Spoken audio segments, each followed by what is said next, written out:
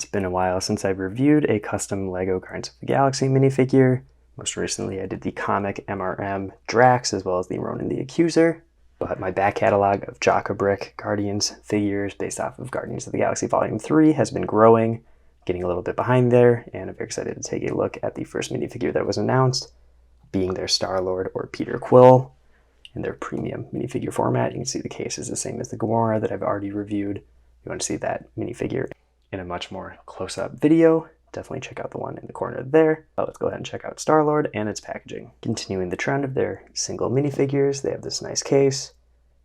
So this one actually has some nice friction to it. Some of them they slide off a little bit easier. You can dump the parts out by accident, but you get all the parts bagged on the inside. One for the minifigure. This one comes with an extra torso, being his sort of t-shirt that he also has in the movie. Glad to have this one, but I also accidentally bought the Jin version, so I'll have to do a comparison of that eventually. Extra head, and of course his elemental blasters. It's too bad that these didn't really get the full sort of comic power set that they had in the video game as well as the comics, but is what it is.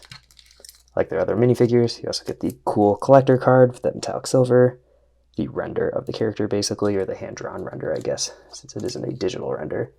And little write-up, Jaka Brick on Instagram is where you'll find them, and that'll be where you'll find their resellers.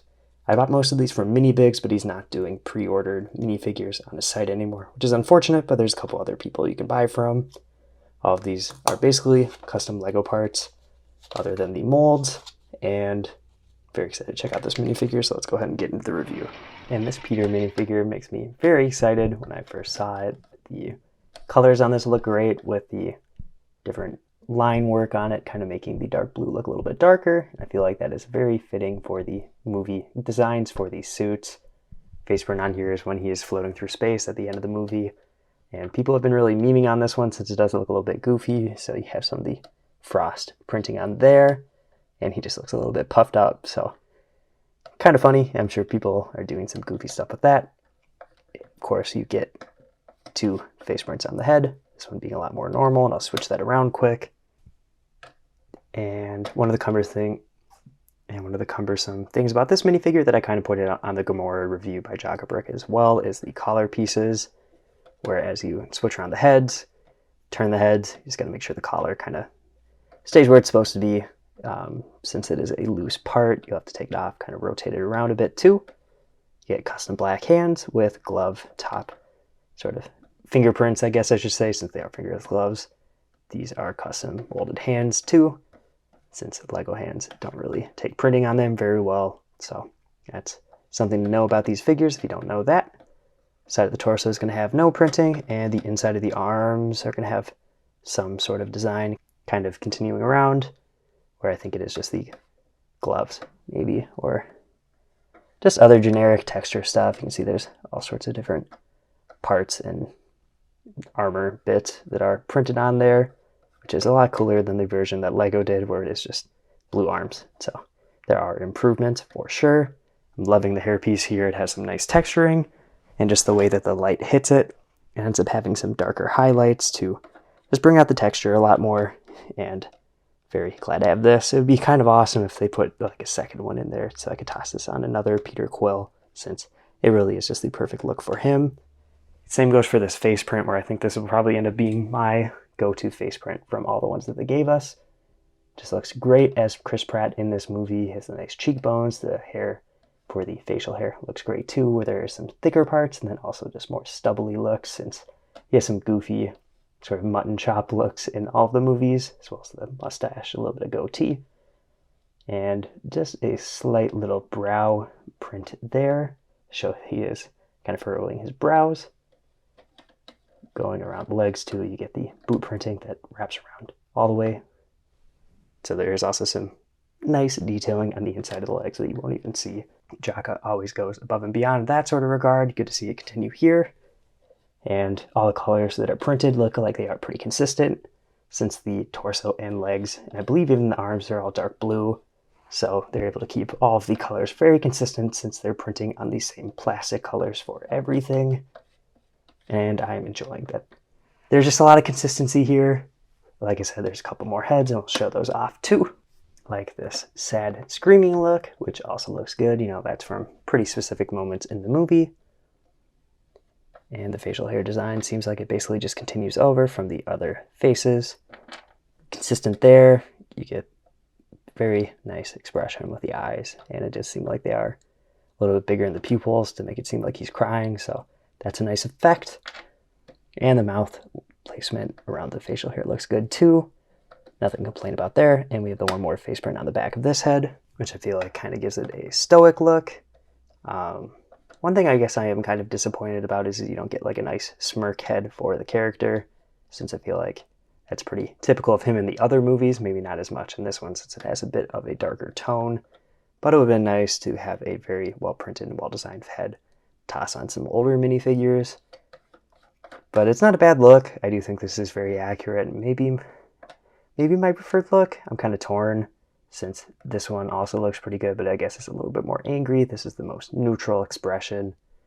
Plus we have a couple more accessories, so I'll throw on his element guns, which are some really nice printed pieces and molds, where they have some really great printing all the way around them, even on the back. You can see the two little silver print there.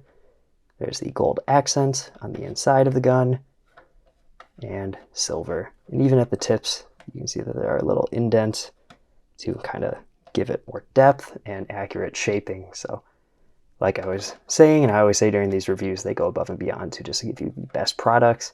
And these are some hefty pieces too. They got some weight to them and are a little bit better than Lego, I would say. Maybe closer to a lot better, but honestly the Lego parts don't bother me too much. It is nice to get the extra printing here though to make it as accurate as it can be. One disappointing thing is that the helmet wasn't in the movie. I'd love to see what Jaka did with a print for that. But this is looking pretty good, and there's another torso too, which is a very cool print of his t-shirt from the beginning of the movie with the very Lego-inspired dinosaur print on the front there, which is not accurate to the movie, but fits it in the Lego universe a little bit better. You get some wrinkles and just some of that space text going around there. The arms are flesh with printed sleeves, and the red that goes all the way around the shoulders looks good. There's no flesh showing through it. You have to provide your own hands, which is unfortunate since the only ones included in this are the glove top ones. You might want to throw down those anyway, but I think this is pretty cool. The legs are not included. I just tossed those on. I thought those would be kind of the design I would want to throw on anyway. I guess you could throw on the Starlord T'Chaka legs too, or T'Challa, I mean. Those would probably be pretty fitting as well. But I'm very excited to get this. I'm kind of bummed I got the Jin Peter Quill minifigure also with this shirt, so now I kind of have a duplicate minifigure for no reason. I am pretty happy to have this torso. And I kind of don't like that they teased that there was going to be a free gift, didn't say what it was. I kind of assumed it'd be the Walkman or the Zune, and it was this torso. It would have been good if they communicated that a little bit earlier, so as a consumer, I didn't buy another minifigure I didn't really necessarily need for my collection. But this is a good piece. I'm glad they threw it in as just something extra and gives you more Fig Barf opportunities, especially since you get the two different minifigure heads. You can have one on two different torsos now. So that is nice of them to do.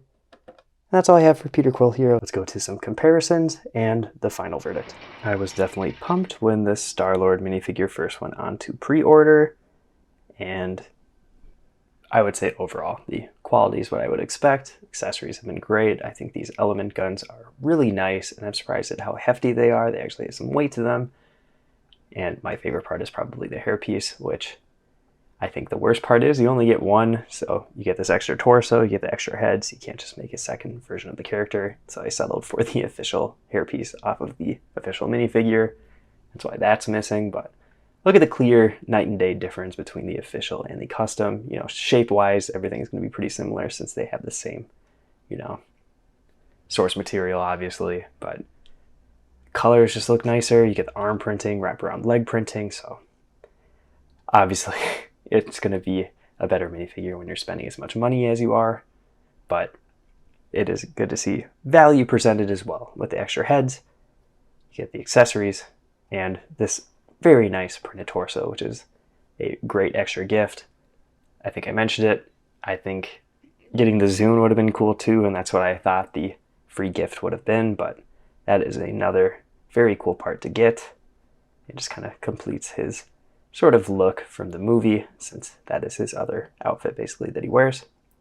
These two next to each other look cool as well. You know, not a couple anymore in this movie, but getting two great designs, and I guess she was omitted from the Lego set, so just having a version of her from the third movie is good to kind of keep my movie teams of the Guardians consistent, and just some more Guardians customs and Jaka minifigures to kind of compare them with. It's nice to be getting these minifigures from the movies that I really enjoy, whether it is all the different Guardians movies, and more recently, I guess, the Deadpool movie minifigures coming out since Deadpool and Wolverine is out. For me, I usually mention this in my movie reviews, it's got to be the right character, and the Guardians movies, very special to me as movies that really got me into appreciating going to the theater and the entertainment value of that, and got me into what I studied in my degree. And it is just fun to collect cool characters like this, and especially when they represent something very special to me, like these movies. If you want to see more custom Lego Guardians videos, or custom Lego Marvel comic or movie minifigures overall, check out all the videos on my channel. I've been Brickradiop, and I'll see you in the next video.